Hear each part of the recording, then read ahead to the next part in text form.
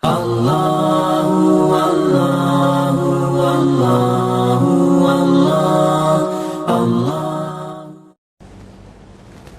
لله نحمده ونستعينه ونستغفره ونؤمن به ونتوكل عليه ونعوذ بالله من شرور أنفسنا ومن سيئات أعمالنا من يهده الله فلا مضل له ومن يضلل فلا هادي له وأشهد أن لا إله إلا الله وحده لا شريك له وأشهد أن سيدنا ومولانا محمدًا عبده ورسوله أما بعد فإن خير الحديث كتاب الله وخير الهدي هدي محمد صلى الله عليه وسلم وشر الأمور محدثاتها وكل محدثة بدعة وكل بدعة ضلالة وكل ضلالة في النار. أعوذ بالله من الشيطان الرجيم. بسم الله الرحمن الرحيم. يا أيها الذين آمنوا اتقوا الله حق تقاته ولا تموتن إلا وأنتم مسلمون. يا أيها الناس اتقوا ربكم الذي خلقكم من نفس واحدة وخلق منها زوجها وبث منهما رجالا كثيرا ونساء واتقوا الله الذي تساءلون به والأرحام إن الله كان عليكم رقيبا.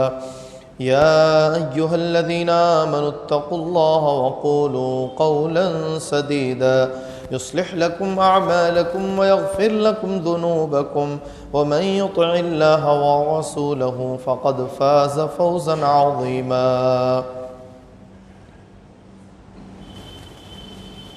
وقال الله عز وجل بسم الله الرحمن الرحيم.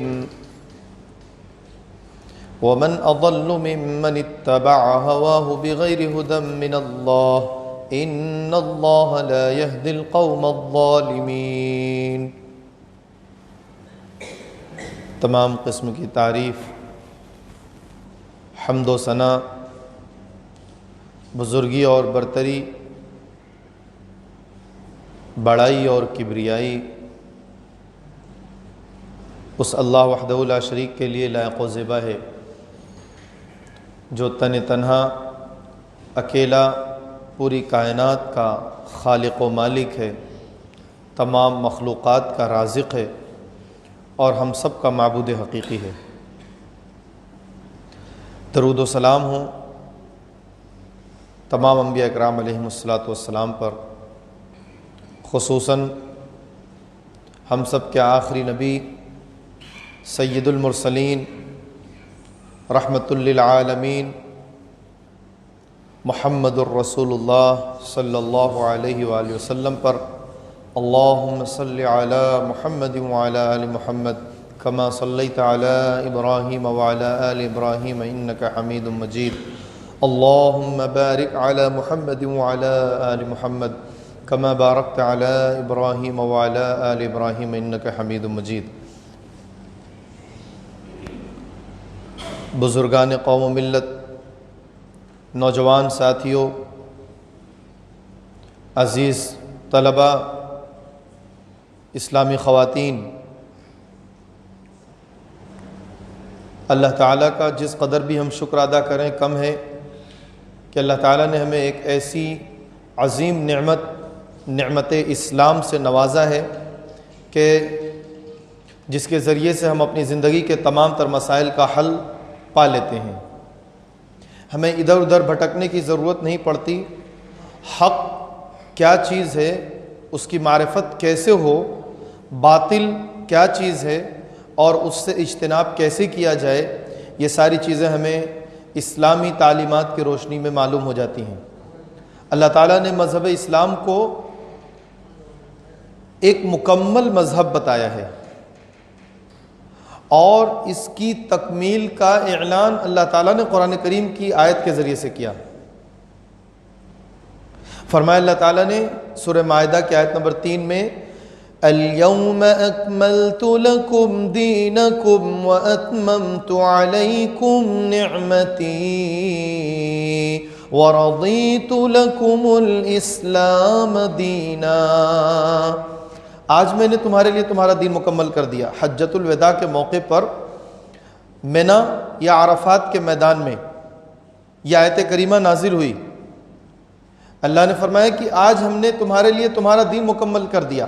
اللہ تعالیٰ تمام صحابہ اکرام سے مخاطب ہے، اس وقت جس قدر بھی اہل ایمان تھے، اور پھر یہ خطاب قیامت تک کے تمام انسانوں سے ہے۔ آج ہم نے تمہارے لیے تمہارا دین مکمل کر دیا ہے۔ وَأَتْمَمْتُ عَلَيْكُمْ نِعْمَتِي، اور اس چیز کو کہ دین مکمل کر دیا یہ ایک عظیم نعمت ہے، اور ہم نے تمہارے اوپر اپنی نعمت پوری کر دی۔ وَأَتْمَمْتُ عَلَيْكُمْ نِعْمَتِي، اگر یہ نعمت نہ ملتی تکمیل کی تو تمہارے لیے نعمت ادھوری تھی۔ اب تمام تر نعمتیں جو ملی ہوئی ہیں اس کے ساتھ جب یہ نعمت مل گئی تو گویا کہ اللہ تعالیٰ نے اس دنیا کے لیے تمام تر نعمتیں عطا فرما دیں۔ وَأَتْمَمْتُ عَلَيْكُمْ نِعْمَتِي وَرَضِيتُ لَكُمُ الْإِسْلَامَ دِينًا، اور میں تمہارے لیے اسلام سے خوش ہوں۔ یعنی اسلام، جو مذہب اسلام قرآن اور حدیث کی روشنی میں تمہیں دیا گیا ہے، اسی مذہب اسلام سے میں خوش ہوں۔ گویا کہ یہی میرے لیے رضامندی کا سبب اور باعث بنے گا۔ وَمَن يَبْتَغِ غَيْرَ الْإِسْلَامِ دِينًا فَلَن يُقْبَلَ مِنْهُ، اللہ نے فرمایا کہ اسلام کے سوا کوئی اور طریقہ اگر اپناتا ہے کوئی شخص، وَمَن يَبْتَغِ غَيْرَ الْإِسْلَامِ دِينًا، کوئی اور طریقہ اپنا لیتا ہے، فَلَن يُقْبَلَ مِنْهُ، اس سے وہ چیز قبول نہیں کی جائے گی۔ وَهُوَ فِي الْآخِرَةِ مِنَ الْخَاسِرِينَ، اور وہ آخرت میں خسارہ پانے والوں میں سے ہے۔ پتہ یہ چلا کہ جو دین اسلام ہمیں اور آپ کو ملا ہے، اس دین کی تکمیل رسول اللہ صلی اللہ علیہ وآلہ وسلم کے زمانے نبوت میں، آپ کی حیات میں ہی آپ کو دے دی گئی اور بتا دیا گیا۔ اب اس تکمیل کا جو سلسلہ ہے یہ ہمیشہ ہمیشہ باقی رہے گا۔ اب اس میں ہمیں اور آپ کو کمی بیشی کرنے کی اجازت نہیں رہے گی۔ حسب ضرورت ہم کچھ بڑھا لیں، حسب ضرورت ہم کچھ گھٹا لیں، اس چیز کا اختیار اب کسی شخص کو نہیں دے دیا گیا۔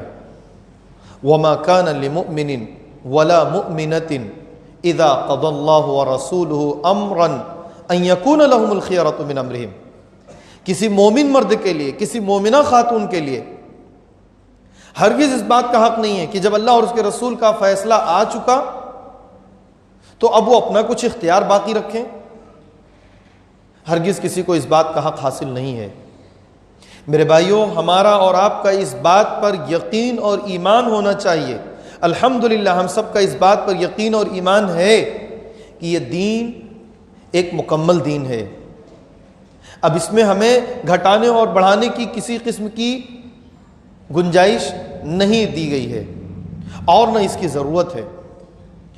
دین کا گہرا علم رکھنے والا ہر شخص اس بات کو خوب جان لیتا ہے کہ یہ دین ایک مکمل دین ہے۔ یہود نے کہا کہ اگر ہمارے لیے یہ آیت نازل ہوتی تو ہم تو آج کا دن عید کا دن مناتے، یعنی خوشیوں کا دن مناتے۔ کیوں؟ اتنی عظیم چیز تمہیں مل گئی، اتنی عظیم چیز جو ایک مکمل ہے، اب تمہیں ادھر ادھر بھٹکنے کی ضرورت نہیں ہے، در در کی ٹھوکریں کھانے کی ضرورت نہیں ہے، پریشان ہونے کی ضرورت نہیں ہے۔ کوئی مسئلہ ہے، اس کے حل کے لیے تمہیں دن رات ایک کر کے مختلف مشکلات اور پریشانیوں کا سامنا کرنے کی ضرورت نہیں ہے۔ تمہارے لیے عظیم چیز قرآن، حدیث ایک اسلام کی شکل میں مل گیا، اور یہ ایک مکمل چیز تمہیں مل گئی، تو یہ تمہارے لیے بہت عظیم چیز مل چکی ہے۔ یوں یہود نے اس آیت کریمہ کو سن کر کے کہا۔ میرے بھائیوں، ہم اور آپ یہ چیز دیکھتے ہوئے چلے آ رہے ہیں کہ مختلف اعتبار سے لوگ اپنے اپنے طور پر کچھ اپنی عقل مندی اور اپنی دانش مندی کو معیار بنا کر کے، کچھ حالات اور اسباب کو سامنے رکھ کر کے، اور کسی کے ہاں کوئی اور چیز مختلف اعتبار سے لوگ بسا اوقات دین اسلام کے اندر اپنی کچھ چیزوں کو گڑھ لیتے ہیں اور پیش کر دیتے ہیں۔ بہت واضح لفظوں میں رسول اللہ صلی اللہ علیہ وسلم نے اس کی تردید فرمائی ہے۔ فرمایا فَإِنَّ خَيْرَ الْحَدِيثِ كِتَابُ اللَّهِ وَخَيْرَ الْهَدِيِ هَدْيُ مُحَمَّدٍ صلی اللہ علیہ وسلم۔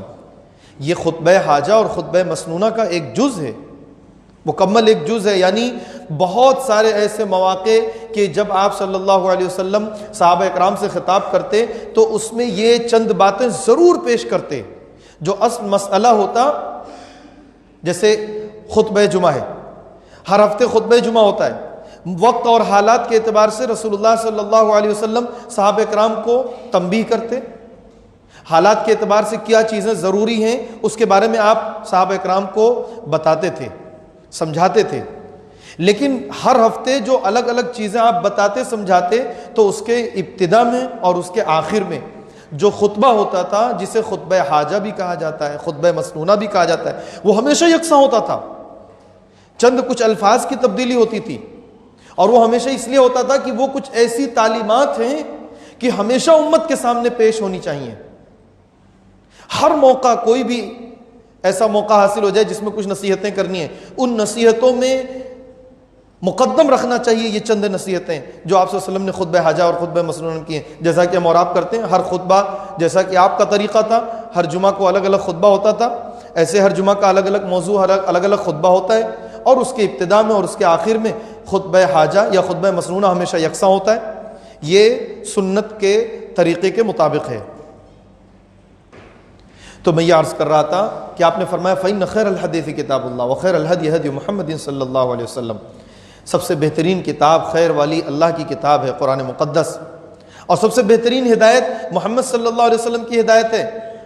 وَشَرَّ الْأُمُورِ مُحْدَثَاتُهَا، تمام امور میں انتہائی شر والا اور بدترین چیزیں، بدترین امور وہ ہیں جو گڑھ لیے جاتے ہیں، محدثاتها، اپنے طور پر بنا لیے جاتے ہیں۔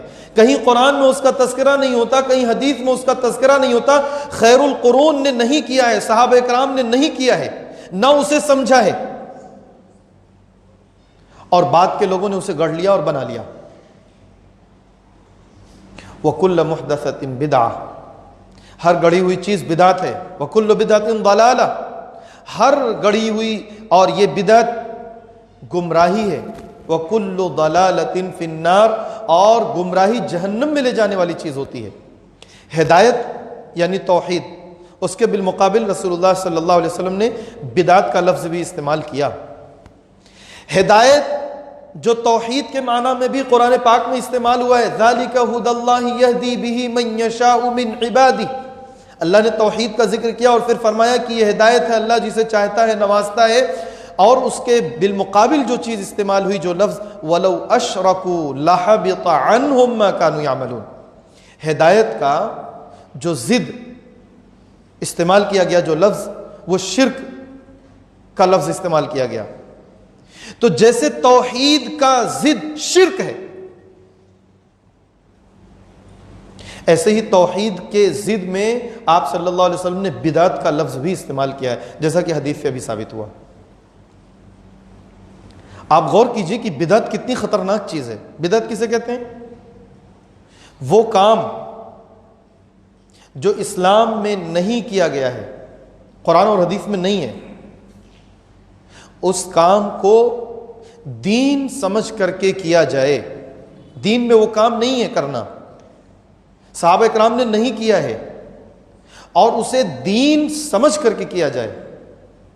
اتنی سخت وعید آئی ہے، من احدث فی امرنا ھذا ما لیس منہ فہو رد،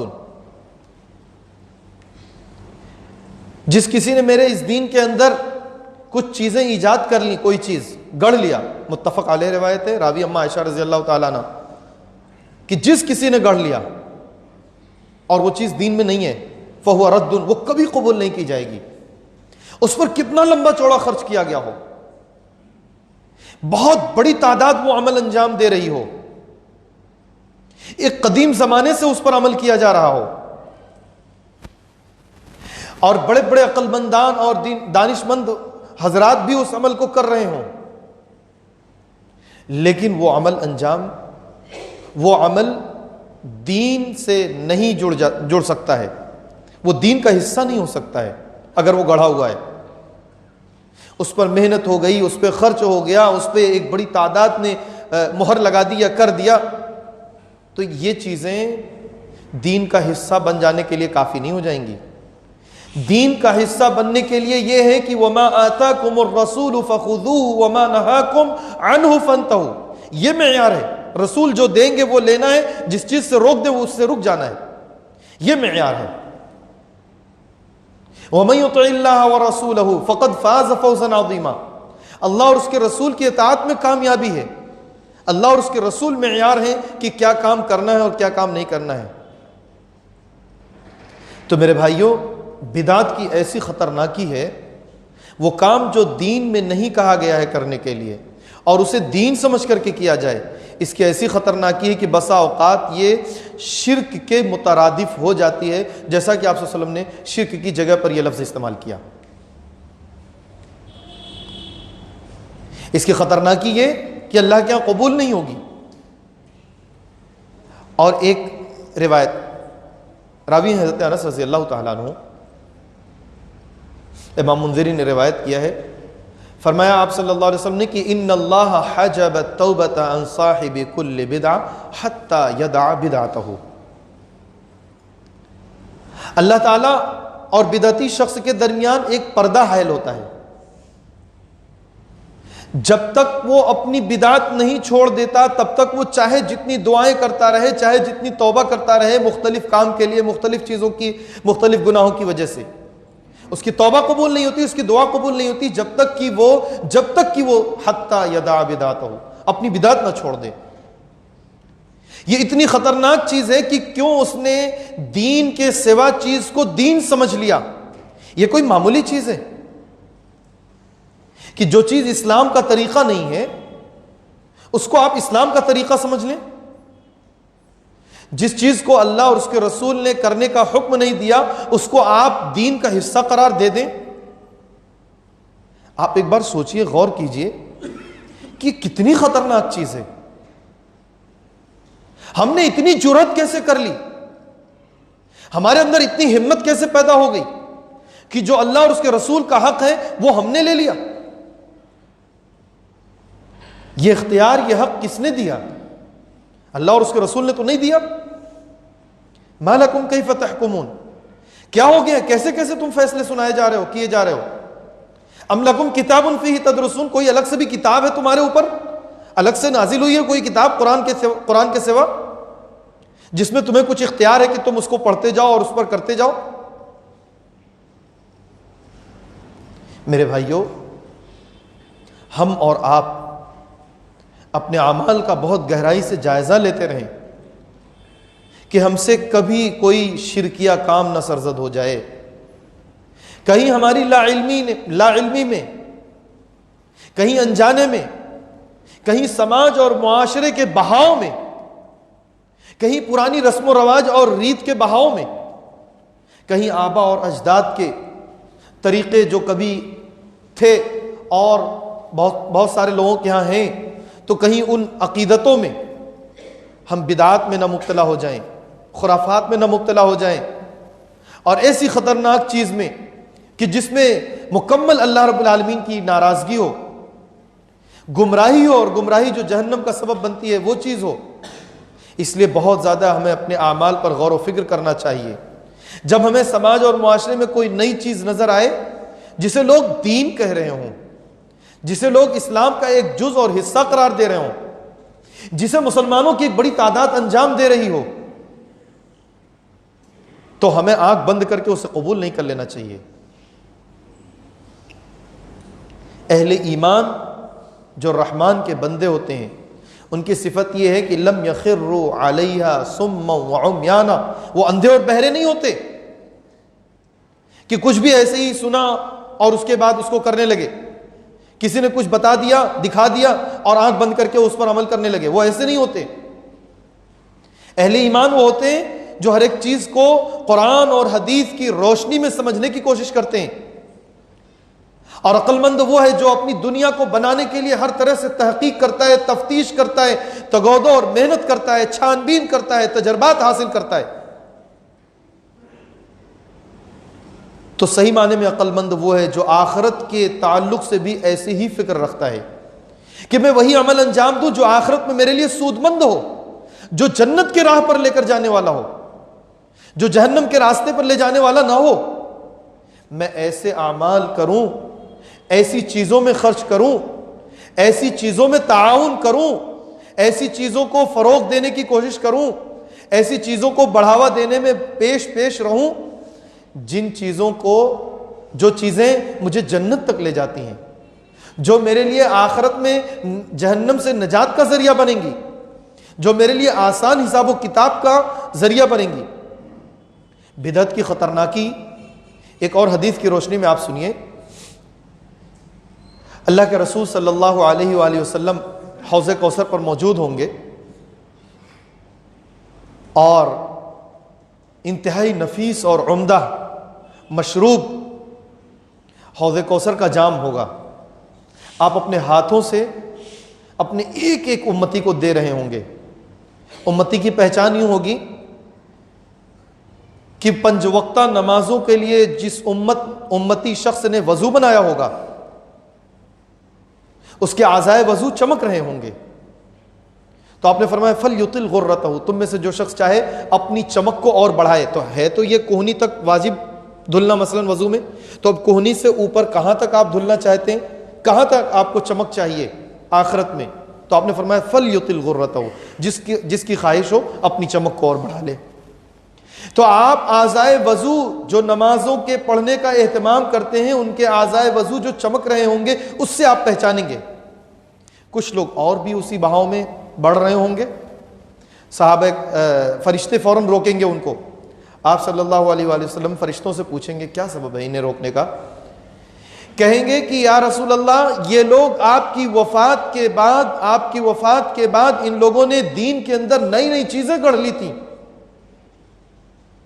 تو آپ پھر جملہ استعمال کریں گے سحقاً سحقاً، دور کرو ایسے لوگوں کو، یہ لوگ میرے قریب نہ آئیں جنہوں نے میرے دین میں کچھ ایجاد کیا اور اپنی طرف سے اس میں اضافہ کر دیا۔ غور کیجئے کہ بدعت کی کس قدر خطرناکی ہے، کتنا خطرناک انجام اور نتیجہ ہے۔ آج ہم اور آپ اپنے پڑوسیوں، اپنے عزیزوں، اپنے رشتہ داروں، اپنے تعلقات والوں کا اتنا خیال کرنے لگتے ہیں کہ ان کے بعض پروگرام جو بدعات اور خرافات سے پر ہوتے ہیں،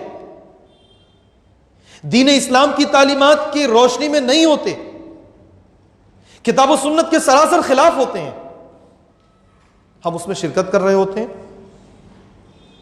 ہم اس پروگرام کا حصہ بن رہے ہوتے ہیں، اس پروگرام کو بڑھاوا دینے میں ہمارا تعاون ہوا کرتا ہے۔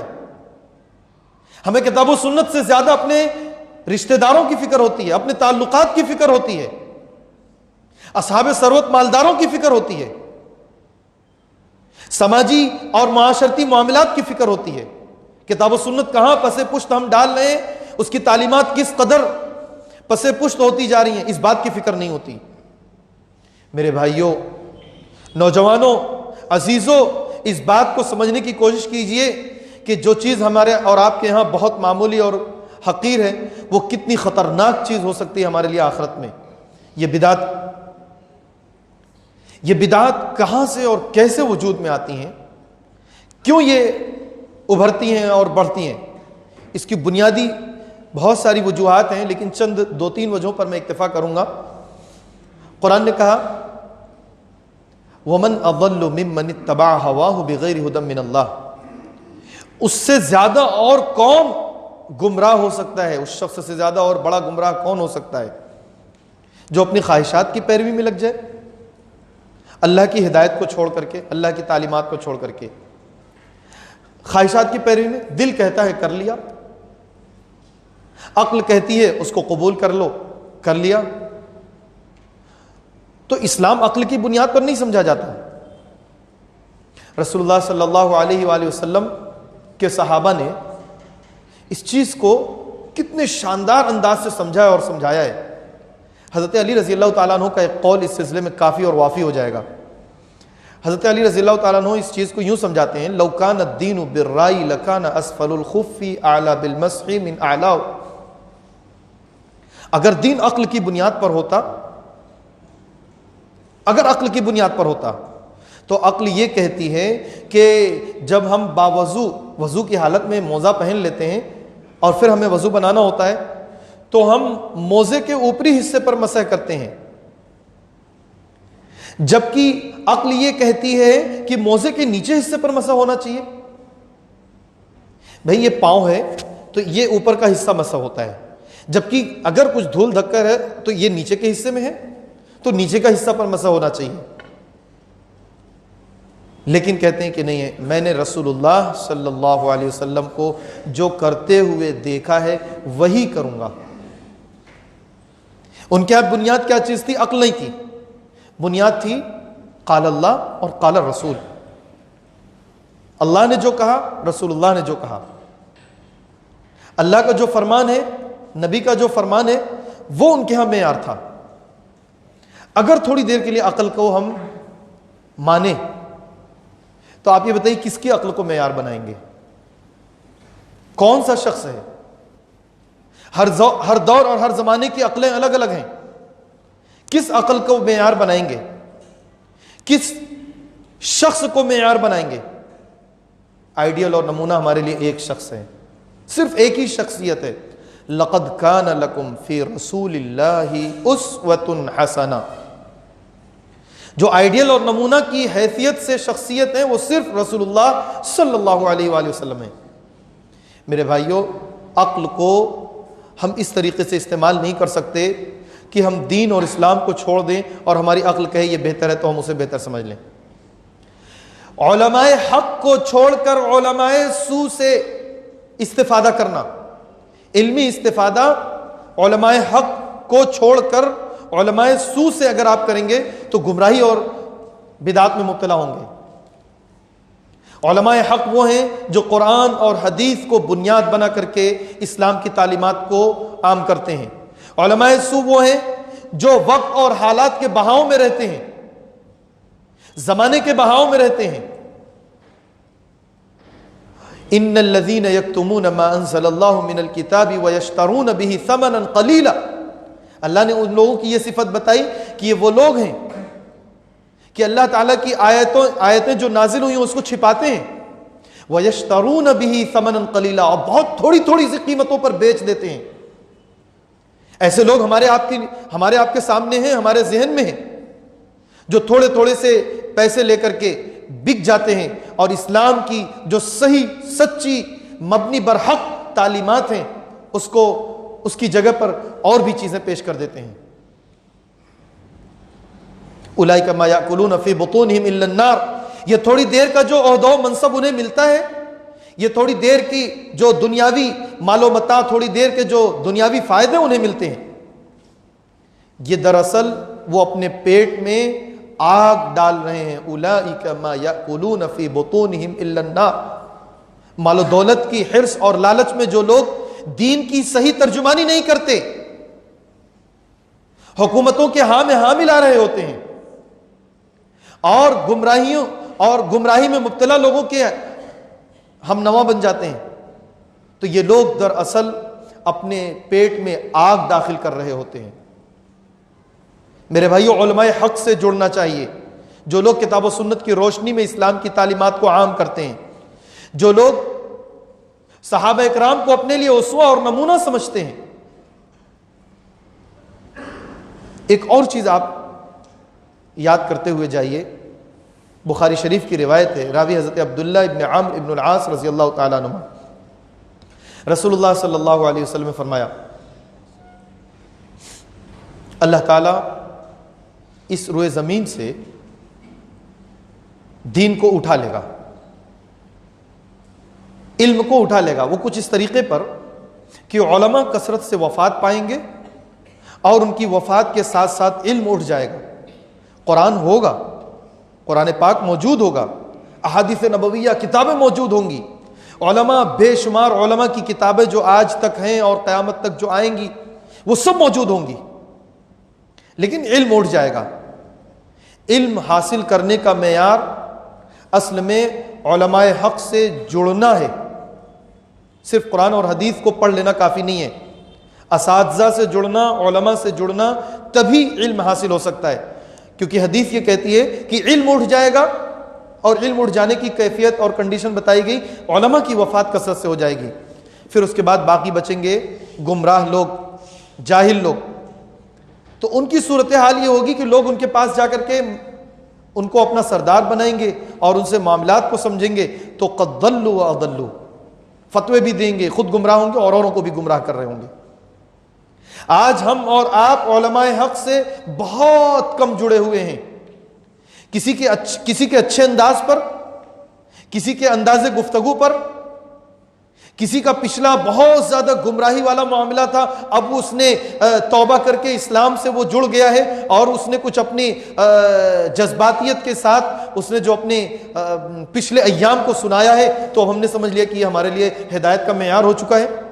الحمدللہ اللہ نے اسے ہدایت دی، اسے شکر ادا کرنا چاہیے. ہدایت کے راستے وہ بتائے، لیکن ہرگز ہمارے لیے علم حاصل کرنے کا وہ ذریعہ اور سبب نہیں بن سکتے.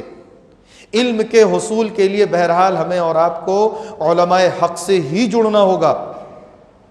لوگ یہ دلیل دیتے ہیں، جو بدعت بہت جو ہمارے آپ کے درمیان قریب میں ایک آدھ ہفتے میں آئے گی، کہ رسول اللہ صلی اللہ علیہ وسلم کی پیدائش کے موقع سے ایک بڑے پیمانے پر خوشیاں منانا.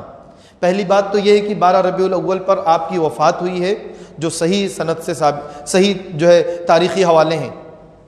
آپ کی پیدائش کا دن نہیں ہے. پہلے اس کا نام 12 وفات تھا. 12 ربیع الاول کی وفات اس نام سے تھا. اب وہ 12 ربیع الاول عیدوں کی عید میلاد النبی کے نام سے ہو گیا. تو یہ تبدیلی ہوئی ہے.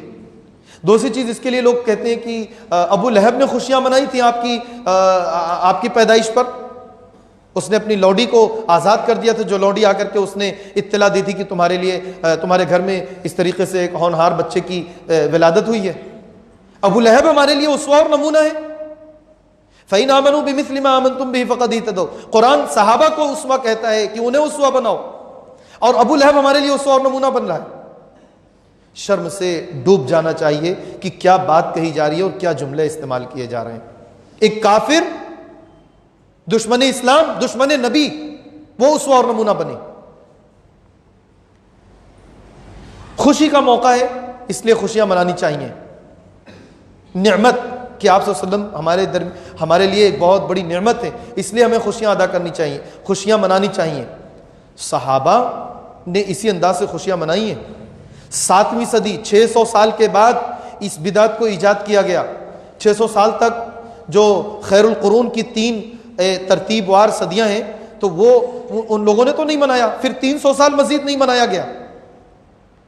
میرے بھائیوں، یہ ساری لچر دلیلیں فضول کی باتیں ہیں. دین اسلام جو ہمارے لیے ایک بہت بڑی نعمت ہے، یہ قرآن اور حدیث کو پڑھ کر، علماء اکرام سے سیکھ کر، اور صحابہ کے طریقے کے ذریعے سے ہمیں اور آپ کو جاننا اور سمجھنا ہے. یہ فضول کی چیزوں سے ہم اور آپ اپنے آپ کو مطمئن نہ کریں. کثرت تعداد نے کیا ہے، کرتے ہوئے چلے آ رہے ہیں، ایک بہت بڑی تعداد کر رہی ہے. یہ ساری چیزیں فضول کی ہیں. صحابہ نے نہیں کیا ہے، رسول اللہ صلی اللہ علیہ وسلم نے نہیں کیا ہے. اگر آپ نے کیا ہے تو صرف یہ کیا ہے کہ آپ نے فرمایا، آپ سے پوچھا گیا کہ آپ سوموار اور جمعرات کا روزہ رکھتے ہیں، تو آپ نے فرمایا سوموار کا روزہ اس لیے رکھتا ہوں، اللہ تعالیٰ نے مجھے اسی دن پیدا کیا، مجھے نبی بنایا، تو میں اللہ تعالیٰ کا شکر ادا کرتا ہوں. جمعرات کا روزہ کہ اللہ کے ہاں نامہ اعمال پیش کیے جاتے ہیں، تو میں چاہتا ہوں کہ میں روزے سے رہوں جب میرے نامہ اعمال پیش کیے جائیں. تو آپ نے ہر سوموار کو روزہ رکھا ہے اس بات کا شکر ادا کرتے ہوئے کہ اللہ تعالیٰ نے مجھے ایک نبی بنا کر کے اس دنیا میں بھیجا ہے. اس بات کا جو شکر ادا کیا اللہ کے نبی صلی اللہ علیہ وسلم نے، تو کچھ اس انداز سے کہ ہر ہفتے ہر سوموار کو روزہ رکھا. آپ بھی رکھیے، علماء اکرام اجازت دیتے ہیں، آپ بھی اس انداز کو اختیار کیجئے کہ اللہ تیرا شکر ہے تو نے ایسی عظیم شخصیت جو سید الانبیاء ہوئی، امام الانبیاء ہوئی، افضل الانبیاء ہوئی، اے اللہ اس کا امتی تو نے ہمیں بنایا ہے. تو آپ شکر ادا کیجئے سوموار کو روزہ رکھ کر کے. اللہ ہم سب کو توفیق دے، آمین. بات آئی ہے کہ ولادت کے موقع سے خوشیاں منانے کی، تو اسی ضمن میں بس 1-2 منٹ اور وقت دوں گا کہ بہت تیزی سے یہ ماحول پیدا کیا جا رہا ہے، اور دیندار گھرانے میں بھی یہ ماحول آ چکا ہے برتھ ڈے منانے کا۔ کہاں سے یہ چیز آئی اور کیوں کر آئے گی؟ اسے اہل علم نے متفقہ طور پر، تمام علماء نے مختلف فتاوے میں، پوری دنیا کے دارالافتاء آپ پڑھ ڈالیے، کسی نے اس کو دین کا اور اسلام کا عمل نہیں بتایا ہے، نہ اس کے لیے جواز کی کوئی دلیل دی ہے۔ تمام لوگوں نے اس کو منع کیا ہے، سنت کی خلاف ورزی بتایا ہے، صحابہ اکرام کے طریقے کے خلاف بتایا ہے۔ صحابہ اکرام جو ہمارے لیے اسوہ ہے اور نمونہ ہے، ان کے خلاف ورزی بتائی ہے۔ جو چیز ہمیں اور آپ کو اجازت نہیں دی گئی کرنے کی، ہم اسے نہ کریں۔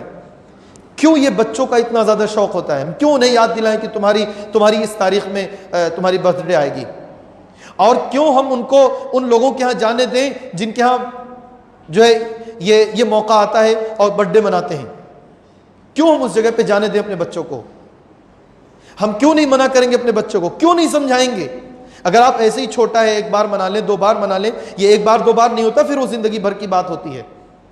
آپ بچپن سے سمجھائیے، بتائیے صبغۃ اللہ کے رنگ میں ڈھلو، ومن احسن من اللہ صبغہ، اللہ تعالیٰ کا جو رنگ ہے اس میں جو ڈھلو گے تو اس سے بھی بہتر کوئی چیز ہے کیا؟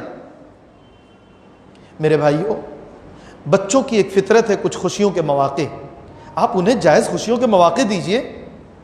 بچہ قرآن پاک پڑھتا ہے، اس کے سامنے پیش کیجئے، تمہارا 10 پارہ ہو جائے گا، تم اپنے 2 4 5 ساتھیوں کو لے جا کر کے یہ چاکلیٹ تقسیم کر دینا، اللہ نے آپ کو توفیق دیا، آسانی کی ہے، اس کے چند 2 4 5 ساتھی ہیں، ان کو گھر پہ بلا لیجئے، ان کے لیے کچھ چائے ناشتے کھانے پینے کا انتظام کر لیجئے۔ چھوٹے چھوٹے بچے ہیں، ایک دوسرے کے یہاں جاتے ہیں، ایک اچھا موقع ہے، ادب اور تہذیب سیکھتے ہیں۔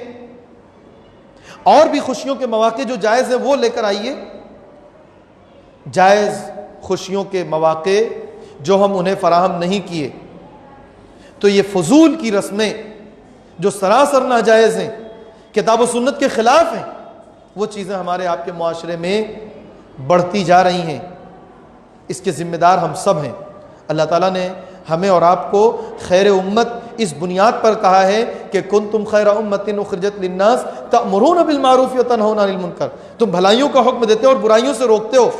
یہ چیز سب سے پہلے ہم اپنی ذات سے اور پھر اپنے اہل و عیال سے اور اس کا دائرہ بڑھاتے ہوئے پورے معاشرے تک لے کر جائیں گے۔ اللہ تعالیٰ ہم سب کو ہمیشہ حق گو، حق پرست اور حق شناس بنائے۔ رب العالمین ہمیشہ حق باتیں کہنے والا بنا۔ رب العالمین ہر طرح کی بدعات سے، خرافات سے ہم سب کی حفاظت فرما۔ اے اللہ ہمیں کتاب و سنت کی صحیح سمجھ اور عمل کی توفیق عطا فرما۔ اے اللہ ہمیں دونوں جہان میں خوشیاں عطا فرما، عزت عطا فرما، ترقی عطا فرما۔ اے اللہ ہمیں ذلت و رسوائی سے محفوظ فرما۔ اے اللہ ہمارا خاتمہ ایمان پر ہو، اسلام پر ہو، کلمہ طیبہ لا الہ الا اللہ محمد الرسول اللہ صلی اللہ علیہ وسلم ہمارے دل و زبان سے جاری و ساری ہو۔ آمین وآخر دعوانا الحمدللہ رب العالمین۔ بارک اللہ لنا ولکم فی القرآن العظیم ونفعنا وإیاکم بالآیات والذکر الحکیم، انہ تعالی جواد کریم ملک بر رؤوف رحیم۔